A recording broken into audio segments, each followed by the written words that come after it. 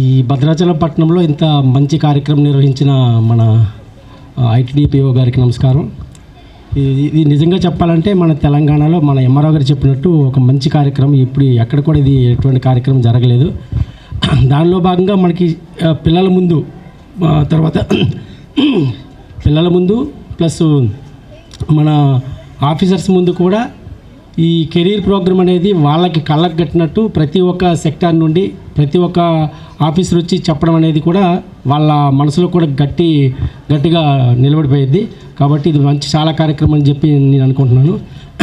ఈ విషయంలో సార్కి నేను చాలా థ్యాంక్స్ చెప్పుకుంటున్నా. ఇంకొకటి ఏంటంటే ఇప్పుడు అందరు కూడా ఈ యూనిఫామ్ లేని పోలీస్ అంటారు. అందరు కూడా యూనిఫామ్ లేని పోలీస్. ఇప్పుడు అమ్మాయి చెప్పింది, అమ్మాయి కూడా పోలీసే. అయితే ఏంటంటే సమాజంలో జరిగే ఏవైనా ఒక క్రైమ్స్ నేరాల గురించి మనం పోలీస్ యూనిఫామ్గానే మనం ఎదుర్కోనక్కర్లేదు, మన సివిలియన్గా కూడా ఎదుర్కోవచ్చు. ప్రతి సివిలియన్ కూడా పోలీస్ అని అందుకే అంటాం మేము. కాబట్టి ఈ పోలీస్ వ్యవస్థలో మనకి రకరకాల క్రైమ్స్ జరుగుతుంటాయి. కాబట్టి ఆ క్రైమ్స్ జరిగే క్రమంలో కావచ్చు, యూనిఫామ్ చూసే అట్రాక్షన్ కావచ్చు, చాలామంది ఏంటంటే పోలీస్ కావాలని కోరుకుంటారు. పిల్లలకి మెయిన్ ఏంటంటే అదే అట్రాక్షన్ అనమాట. కాబట్టి పోలీస్ అనేది ఓన్లీ ఉద్యోగం చేయడానికైతే మాత్రం రావక్కర్లేదు. చెప్పాలంటే చాలా సెక్టార్లు ఉన్నాయి. ఇప్పుడు సార్ వాల్ చార్ట్ ఓపెన్ చేసే దాంట్లో నేను కూడా చూసా. అసలు చాలా ఉద్యోగాలు ఉన్నాయి, నాకు కూడా ఇప్పటిదాకా తెలియదు. సింగరేణిలో కూడా చాలా ఉన్నాయి, మైనింగ్లో చాలా ఉన్నాయి, చాలా బ్రాంచుల్లో చాలా ఉద్యోగాలు ఉన్నాయి. చాలా వరకు మనం ఏదైనా ఉద్యోగం చేయాలనుకుంటే పోవచ్చు. కానీ పోలీసులోకి రావాలన్నా లేదనుకుంటే ఒక ఇన్స్పిరేషన్తో సార్లకి ఏదైనా ఐఏఎస్ కావాలనుకున్నా సమాజంలో మనం పట్టి పీడిస్తున్న కొన్ని క్రైమ్స్ ఉంటాయి.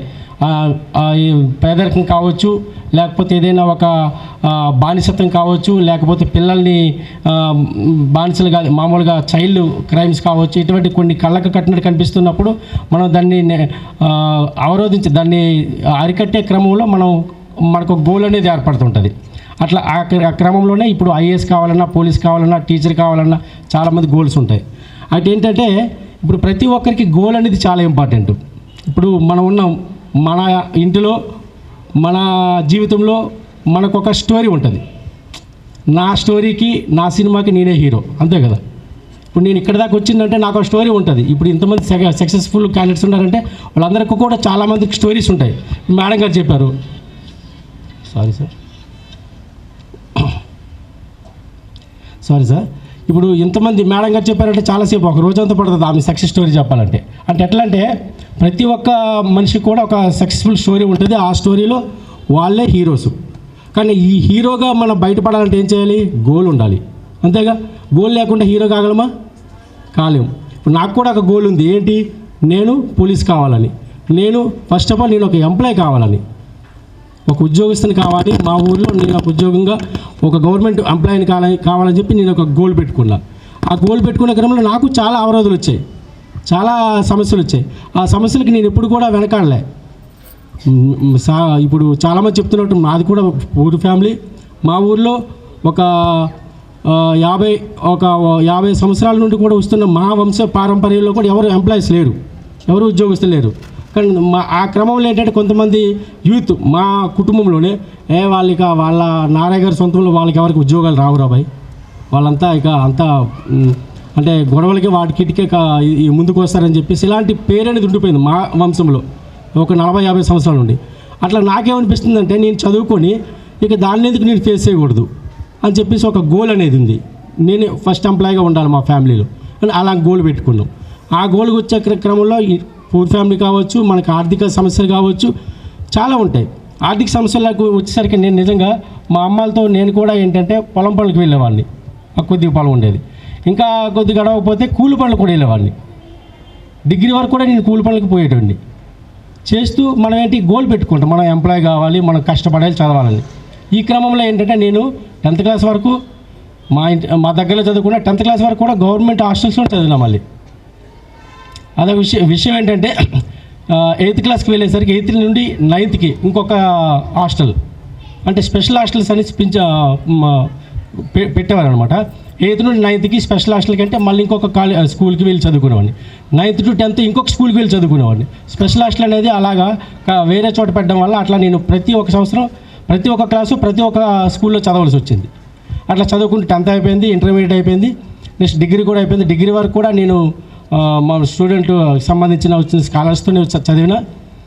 అయిపోయిన తర్వాత నెక్స్ట్ డిగ్రీ అయిపోయిన తర్వాత మా ఊళ్ళో నేను 10th క్లాస్ వరకు ఉన్న స్కూల్స్లో ఫ్యాకల్టీగా టీచర్గా చేసిన తర్వాత అప్పుడు పోలీస్కి అవదామని ఉద్దేశంతో ఆ రిక్రూట్మెంట్ పడితే అప్లై చేసిన.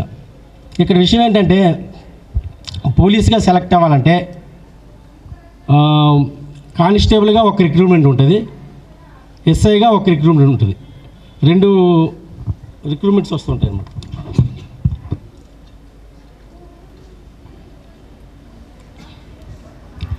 కానిస్టేబుల్గా రిక్రూట్ అవ్వాలంటే ఫస్ట్ మనకి క్వాలిఫికేషన్ ఉండాలి, చదువు ఉండాలి కదా. ఆ చదువు చదివిన తర్వాత నెక్స్ట్ మనకి గవర్నమెంట్ చేస్తున్న నోటిఫికేషన్స్లో మనం అప్లై చేసుకోవాలంటే ఏం కావాలి? ఫస్ట్ పోలీస్ కావాలంటే అందరికీ ధైర్యంగా ఉండాలి, ఇంకోటి ఫిజికల్ ఫిట్నెస్ ఉండాలి, అవునా కదా? ఫిజికల్ ఫిట్నెస్ ఉంటే ఏ సెక్టార్కి వెళ్ళైనా మనం ఉద్యోగం సంపాదించవచ్చు, అంతే కదా? ఇప్పుడు ఫిజికల్ ఫిట్నెస్ ఉన్న వాళ్ళు టీచర్గా పోలేరా? అక్కడికి వెళ్ళా కూడా సక్సెస్ కాగలరు. కాబట్టి ఫస్ట్ అందరికీ కావాల్సింది ఏంటి? ఫిజికల్ ఫిట్నెస్ కావాలి. అందుకే మనకి పాఠశాలలో కూడా ఉంటాయి కదా, మనకి పీటీ పీరియడ్స్ ఉంటాయి కదా. అలాంటప్పుడు టైం పాటు చేసుకుని చేయకుండా ఆ ఉన్న పీరియడ్ని కూడా మనం వినియోగించుకుంటే చాలా బాగుంటుంది కదా. తర్వాత మనకి ఉన్న గ్రౌండ్స్ ఉంటాయి, తర్వాత ఈవెంట్స్ ఏవైనా మనకి స్పోర్ట్స్ మన 15th గట్టు పెడుతున్నప్పుడు కూడా మనం కొద్దిగా పార్టిసిపేషన్ చేసి మంచిగా ఫిట్నెస్ సంపాదించుకోవాలి. 10th అయిపోయిన తర్వాత ఇంటర్మీడియట్ అయిపోయిన తర్వాత కూడా టైం వేస్ట్ చేయకుండా చాలామంది పిల్లలు ఏంటంటే గ్రౌండ్కి పోయి ఫిజికల్ ఫిట్నెస్ పెంచుకుంటారు. అట్లా ఫస్ట్ ఫిజికల్ ఫిట్నెస్ అనేది ఉంటే అప్పుడు మనం అప్లై చేయగలుగుతాం. అప్లై చేసిన తర్వాత ఫస్ట్ మనకి ఈ ఎంట్రన్స్ టెస్ట్ ఉంటుంది, అది ప్రిలిమినరీ ఎగ్జామ్ ఉంటుంది. ప్రిలిమినరీ ఎగ్జామ్లో మనం పాస్ అయిన తర్వాత అప్పుడు మనం ఈవెంట్స్, అదే ఫిజికల్ ఫిట్నెస్ టెస్ట్ కోసం అనేది పిలుస్తారు. కానిస్టేబుల్కి సెలెక్ట్ అవ్వాలంటే ఏం చేయాలి? ఫస్ట్ మనం ప్రిలిమినరీ ఎగ్జామ్ పాస్ అయిన తర్వాత అప్పుడు నెక్స్ట్ ఫిజికల్ ఈవెంట్స్ కోసం పిలుస్తారు, కాల్ లెటర్ వస్తుంది. ఫిజికల్ ఈవెంట్స్ కూడా మనకి 100 మీటర్స్ ఉంటుంది, 800 మీటర్స్ ఉంటుంది, షార్ట్ పుట్ ఉంటుంది, లాంగ్ జంప్ ఉంటుంది. వీటన్నింటిలో కూడా క్వాలిఫై కావాలా. క్వాలిఫై అయితే నెక్స్ట్ మళ్ళీ మెయిన్స్ ఎగ్జామినేషన్స్కి మనకి కాల్ లెటర్ వస్తుంది, అంతే కదా. కానీ ఇందులో కూడా మెరిట్ వచ్చిందనుకో ఇంకా మనం కొద్దిగా ముందుకు పోయినట్టు లెక్క. కాబట్టి మనకు ఫిట్నెస్ పెంచుకుంటే ఏమైంది? మనం మెరిట్ చేయగలుగుతాం. చాలామంది నేను చూస్తున్న పిల్లల్లో ఎస్టీ పిల్లలు అసలు హైట్ అనేది లాంగ్ జంప్ అనేది చాలా ఎక్కువ వేస్తారు, 1.45 కంటే చాలా ఎక్కువ వేస్తారు.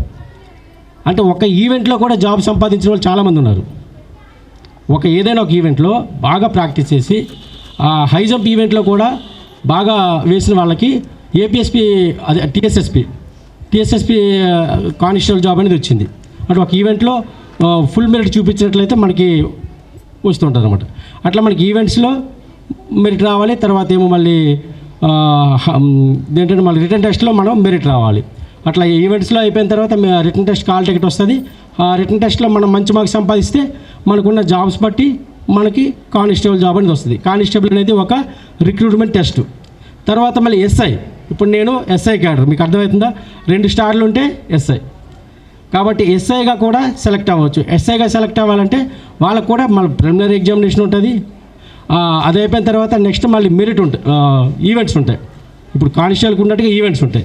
ఈవెంట్స్ ఉన్న తర్వాత నెక్స్ట్ మళ్ళీ ఈవెంట్స్లో మంచి మెరిట్ వచ్చిన తర్వాత ఇది ఉంటుంది అనమాట, మెయిన్స్ ఉంటుంది. మెయిన్స్ 2 పేపర్లు ఉంటాయి. మెయిన్స్లో కూడా వచ్చిన తర్వాత ఇంతకుముందు ఇంటర్వ్యూ ఉండేది, ఇప్పుడు ఇంటర్వ్యూ ఏం లేదు. అట్లా ఎస్ఐగా కూడా సెలెక్ట్ అవుతారు. 2 రిక్రూట్మెంట్లో మనం పోలీస్ డిపార్ట్మెంట్కి వచ్చి మనం సేవ చేయవచ్చు. నెక్స్ట్ ఇంకా మళ్ళీ ఉన్నత స్థానాల్లో ఉండాలనుకుంటే ఇప్పుడు మన ఎస్పీ గారు ఉన్నారు, సార్ ఉన్నారు. ఇట్లాంటి ఉన్నత స్థానాల్లో ఉండాలంటే ఏం చేయాలి? మనం సివిల్స్ ప్రిపేర్ కావాలి, తెలుసు కదా. సివిల్స్ ప్రిపేర్ అయితే ఐఏఎస్ కానీ ఐపీఎస్ కానీ అట్లా మనం సెలెక్ట్ అయిన తర్వాత మన దేశానికైనా మన దీనికైనా సేవ చేయగలుగుతాం, అంతే కదా. అది అట్లా అంటే చిన్నప్పటి నుండి మనకి ఏంటంటే తాతయ్యలు నేర్పుతుంటారు ఐఏఎస్ అవుతామని, లేదంటే ఐపీఎస్ అవుతామని చెప్పి. చిన్నపిల్లల నుండే మనకి ఏదో ఒక గోల్ అనేది నేర్పుతుంటారు. కానీ ఆ గోల్ సార్ అన్నట్టు ఆ గోల్ కాదు. మనకు ఒక మెచ్యూరిటీ ఉంది చూసారా. ఇప్పుడు 8th 9th టైంకి వచ్చేసరికి మనకు ఒక మెచ్యూరిటీ వస్తుంది. ఆ మెచ్యూరిటీకి వచ్చినప్పుడు మన సమాజంలో చూస్తున్న క్రైమ్ బట్టి కావచ్చు, మన చుట్టూ చూస్తున్న మన టీచర్ల నుండి కావచ్చు, మనం ఒక గోల్ అనేది ఎంచుకుంటాం.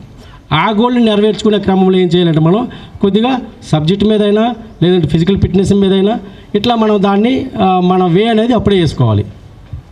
ఈ రకంగా మంచిగా సదుద్దేశంతో మంచి గోల్తో మాత్రం పోలీస్ డిపార్ట్మెంట్ కావచ్చు, లేకపోతే వేరే డిపార్ట్మెంట్లు కావచ్చు, ముందు మనం రావడానికి ప్రయత్నం చేయాలి. Okay, thank you. ఈ అవకాశాన్ని ఇచ్చిన పిఓ గారికి నమస్కారం చేస్తూ